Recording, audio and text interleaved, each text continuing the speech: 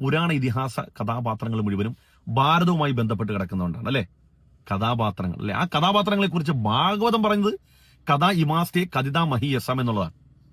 പുരാണ ഇതിഹാസങ്ങളിലുള്ള കഥാപാത്രങ്ങൾ മുഴുവനും ജീവിച്ചിരുന്നവരാണെന്ന് ഒരിക്കലും നീ തെറ്റിദ്ധരിക്കേണ്ട. മറിച്ച് നാം നിങ്ങൾക്ക് നന്മ ഉപദേശിക്കാൻ വേണ്ടി നൽകിയിട്ടുള്ള പ്രതീകാത്മക ബിംബങ്ങളാണ് എന്ന് ഭാഗവതം തന്നെ പറഞ്ഞു വെക്കുന്നു. ഉസ്താദ് ശ്ലോകത്തെ ദുർവ്യാഖ്യാനം ചെയ്തതാണ്. ഇത് ഭാഗവതത്തിലെ 12-ാം സ്കന്ധം 3-ാം അധ്യായം 14-ാമത്തെ ശ്ലോകമാണിത്.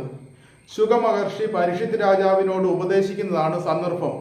കഥാ ഇമാസ്തേ കഥിതാ മഹ്യസാം വിദായ ലോകേഷു യശ്വ പരേയുഷാം വിജ്ഞാന വൈരാഗ്യ വിവക്ഷയാ വിഭോ വാചോ വിഭൂതീർണതു പാരമാർദ്യം എന്ന് പറഞ്ഞാൽ കഥാ ഇമാസ്തേ കഥിതാ മഹ്യസാം വിദായ ലോകേഷു യശ്വ പരേയുഷാം, ഞാൻ നിനക്ക് ധ്രുവരാജാവിൻ്റെയും പ്രഹ്ലാദന്റെയും മറ്റു പല രാജാക്കന്മാരുടെയും എല്ലാം കഥകൾ പറഞ്ഞു തന്നു കഴിഞ്ഞു. ഇവർ ഭൂമിയിൽ വളരെയധികം സമ്പത്തും അധികാരങ്ങളുമായിട്ടിരുന്നവരാണ്.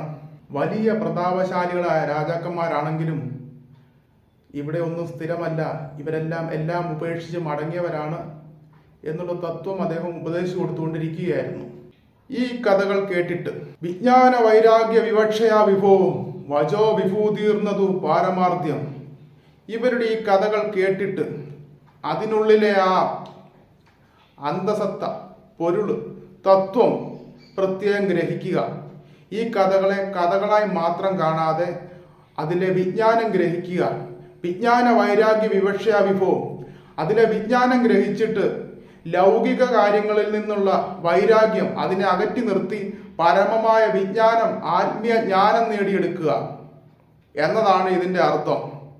ഉസ്താദ് പറയുന്നത് കഥാ ഇമാസ്തേ കഥിതാ മഹ്യസാം എന്ന് പറഞ്ഞിട്ട് പറയുന്നു, പുരാണങ്ങളിലെ കഥാപാത്രങ്ങളൊന്നും ജീവനുള്ളവയല്ല, വെറും സാങ്കല്പികമാണ്.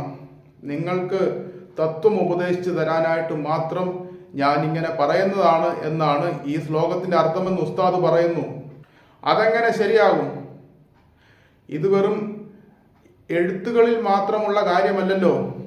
ആർക്കിയോളജിക്കൽ സർവേ ഓഫ് ഇന്ത്യ, നമ്മുടെ പുരാവസ്തു വകുപ്പ് ധാരാളം തെളിവുകളുണ്ടല്ലോ.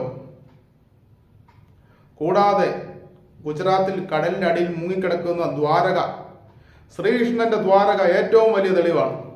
വിമർശിക്കാം, പക്ഷെ ശ്ലോകത്തെ വളച്ചൊടിച്ച് മറ്റുള്ളവരെ കുഴപ്പിക്കുന്നത് എന്തിനാണ്? കേവലം റീച്ചുകൾ കിട്ടാനായിട്ട് എന്തിനാണ് ഇത്തരം പ്രഹസനങ്ങൾ ചെയ്യുന്നത്?